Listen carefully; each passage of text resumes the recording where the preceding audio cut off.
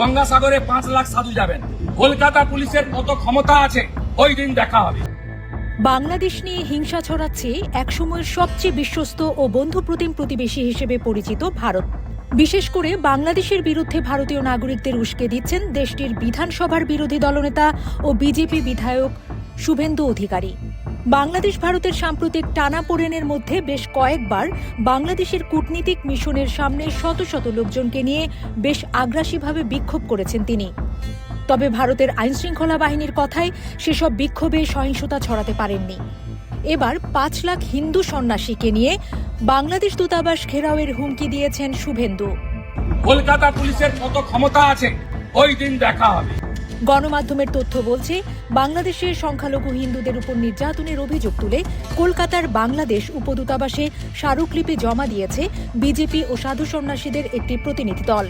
তার আগে মিশন থেকে প্রায় 200 মিটার দূরে বেগবাগান মোড়ে বিক্ষোভ থেকে 5 লাখ হিন্দু সন্ন্যাসীকে নিয়ে বিক্ষোভের হুমকি দিয়েছেন শুভেন্দু।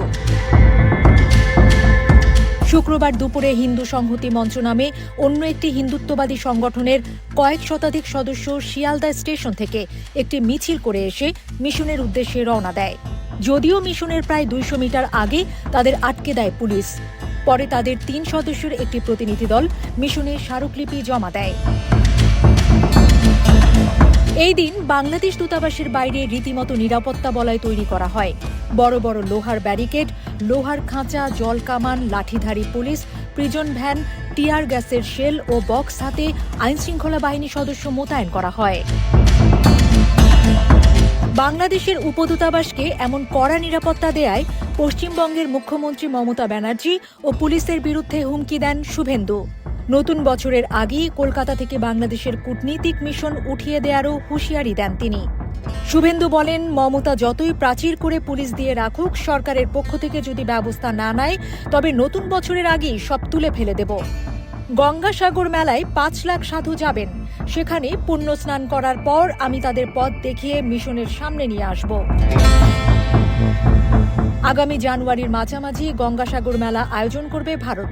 সেখানে লাখ লাখ হিন্দু সন্ন্যাসী যোগ দেবেন বলে ধারণা করা হচ্ছে। শুভেন্দু বলেন, আজ 1000 সাধু এসেছেন, 3000 নাগা সন্ন্যাসী। গঙ্গাসাগরে 5 লাখ সাধু যাবেন। গঙ্গাসাগরে স্নান করে ফেরার পরে আমি সব সাধুকে বাবুঘাট থেকে পথ দেখিয়ে এখানে নিয়ে আসব। কত ক্ষমতা আছে পুলিশ কমিশনার মনোজ ভার্মার ওই দিন দেখা যাবে বলেও হুমকি দেন শুভেন্দু। ভারতে কলকাতায় কূটনীতিক মিশনকে নিয়ে শুভেন্দুর এমন আগ্রাসী মনোভাব দুই দেশের সম্পর্ককে আরও নাজুক করে তুলতে পারে বলে আশঙ্কা করছেন বিশেষজ্ঞরা।